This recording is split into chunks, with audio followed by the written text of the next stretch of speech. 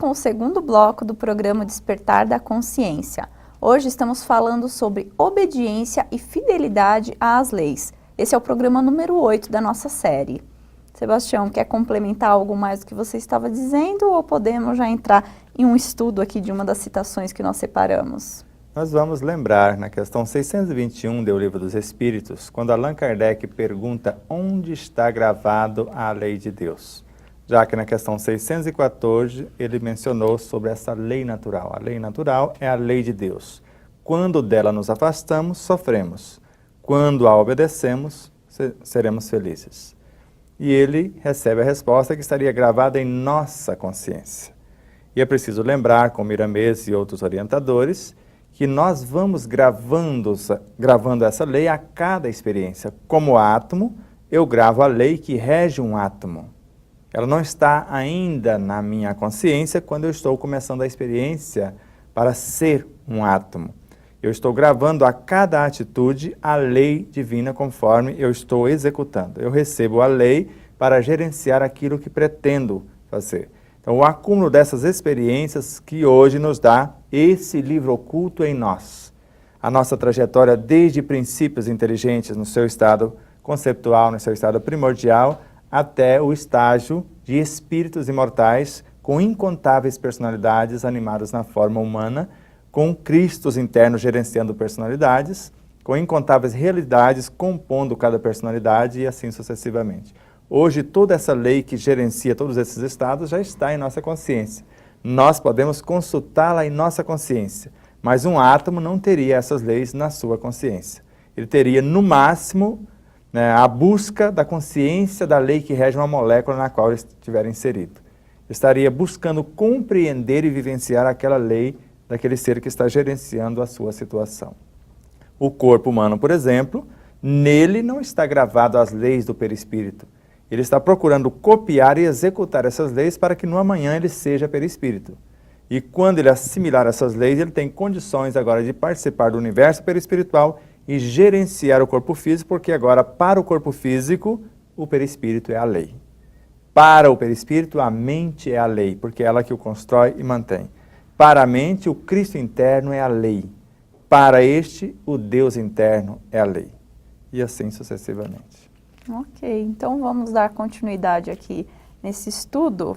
Vamos então para a página 228, se você quiser nos acompanhar. Página 228 da obra O Despertar da Consciência do Átomo ao Anjo.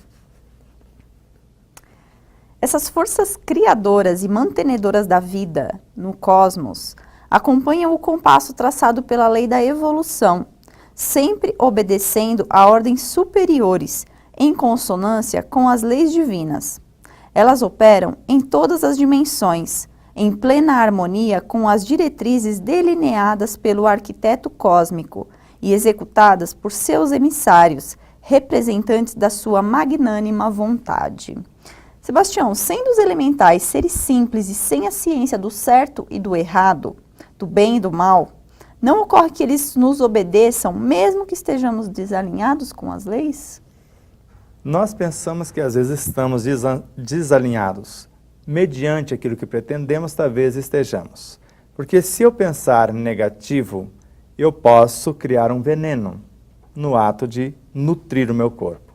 Mas o veneno para os elementais é uma experiência. Agora, para mim, não é uma experiência feliz, porque ele vai começar a matar o meu universo.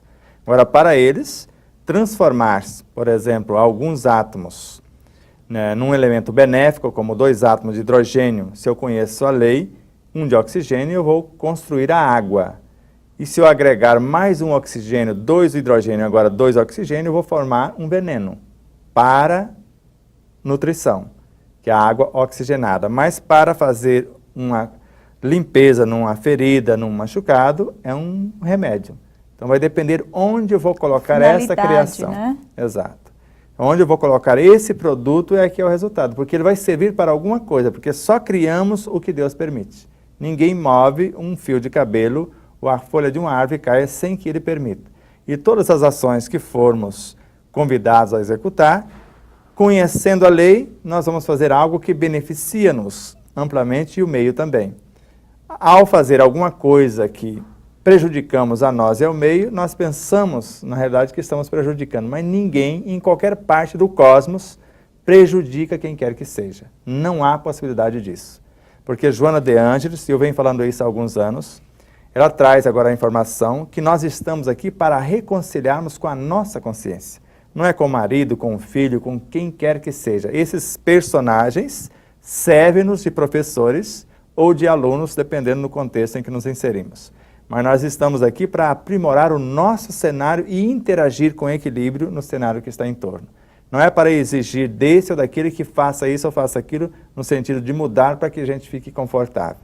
Sou eu que preciso mudar e enxergar o tamanho evolutivo de cada um e contribuir para a evolução do outro sem perturbar a sua consciência. Ok, eu só gostaria que você falasse um pouco mais, inclusive dessa questão do que você trouxe agora, que nada acontece sem que Deus permita. Sei que você tem falado isso, mas se você puder aprofundar um pouco mais nesse assunto, eu acho de extrema importância.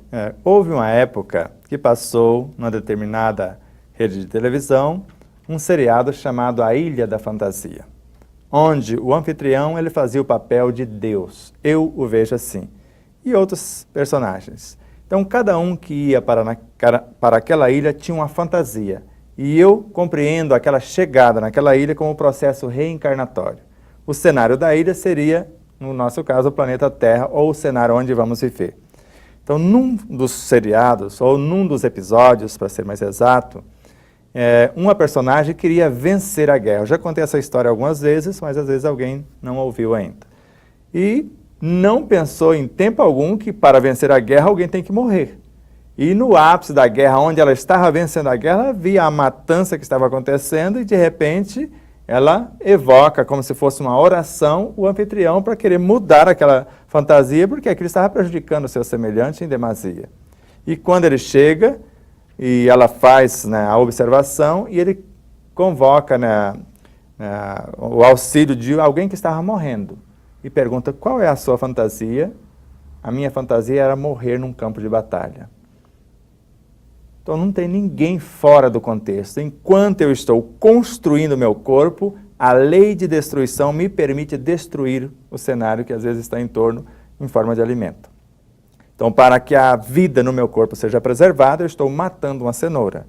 Ela vai ser dissociada e eu não perguntei para ela para onde ela quer ir no meu corpo. Porque ela vai ser dissociada e vai estar nos mais de 100 trilhões de células do meu corpo simultaneamente. E ela não está nem um pouco preocupada onde ela vai estar, desde que ela esteja no cenário humano, porque a cada micropartícula dessa cenoura tem um laço invisível que a liga. Então, o elo perdido entre seus átomos são os elementais e nenhuma das ovelhas se perde.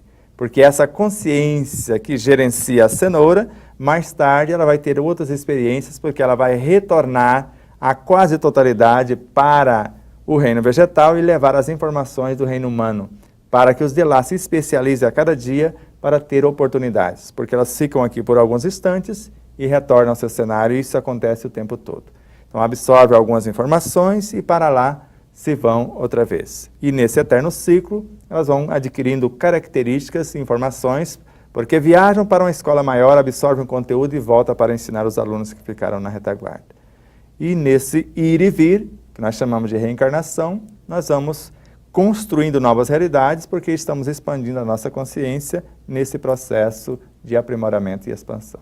Então, vemos que diante dessa interação e até desta lei mesmo, né, de que nada acontece por acaso, né, retomando aí tudo que você está trazendo, coloca cada vez mais a gente numa condição de não julgar, não acusar, não criticar, né, porque isso, na verdade, nada está fora do contexto, né, tudo está acontecendo mediante ou até em prol de algo maior, né, que muitas vezes nós não compreendemos. Exato, mas isso não nos dá também o direito de ser negligentes mediante leis arbitrárias em nosso país, em nosso planeta, por exemplo, leis humanas, de nos submetermos, como eu aprendi no Exército, e na frente do quartel onde eu servi, tinha uma frase, eu não sei se tem em todos os quartéis, eu gostaria, é uma curiosidade que eu tenho, né, com disciplina, trabalho e lealdade, aqui se aprende a ser soldado e cidadão, e aprendi muita coisa por lá. E nessa obediência, nessa disciplina, nós percebemos várias coisas ocorrerem, principalmente dentro desse cenário do exército, que acontece muitas lições, ordens absurdas não se cumprem. E às vezes eles dão as ordens absurdas para ver se o soldado vai cumprir uma ordem absurda, que é para não cumprir. Ou uma ordem que parece absurda, como nós, após um exercício, colocam um pelotão com 30 e poucos homens dentro de um buraco que parecia que cabia só meia dúzia, e nós já estávamos quase mortos, né, de cansados, e falou, agora pode jogar uma granada de verdade, pode fazer o que quiser que nos entregamos. E eles jogam uma granada de gás lacrimogêneo que nos queima por dentro e por fora, em fração de segundo não ficou um dentro do buraco. E não era uma ordem absurda jogar toda a gente dentro do buraco, para mostrar que, mesmo a gente não sabendo, no caso daquela jovem senhora que levantou um carro de 1.300 quilos, ficou segurando o carro durante 5 minutos até alguém tirar o seu filho de baixo, ou do outro moço, que levantou um helicóptero de 1.300 quilos também, mais ou menos, para tirar o seu amigo que estava lá de baixo. E todos os dois casos estão na obra Evolução Espontânea, do nosso irmão lá, Bruce Lipton, parece, que é o que escreveu a Biologia da Crença, não é isso? A sua obra sequente. Ok, então, diante dessa questão das ordens absurdas ou não, né, muitas vezes, então, vemos que os elementais obedecem, né, eles têm essa questão de obedecer e ser fiéis às leis. E, antes de finalizarmos esse bloco, eu quero te convidar para fazer parte do nosso Clube Amigos da Boa Nova. Ligue para 0800 12 18 38 e filie-se, seja também um companheiro, né? Seja parte integrante deste clube. Quer complementar um pouco mais, Sebastião? Só lembrar também, mediante esse clube, esse convite, os elementais obedecem fielmente às leis divinas. Não quer dizer que eles nos obedeçam fielmente. Se nos destornarmos a elas, eles começam a destruir o nosso universo quando pensamos que estamos construindo. Mas a sua doação permite que esse universo por aqui seja construído e ampliado e outros universos beneficiados com a sua ajuda, com o seu auxílio. Estamos indo para um rápido intervalo e voltamos já. Fique conosco.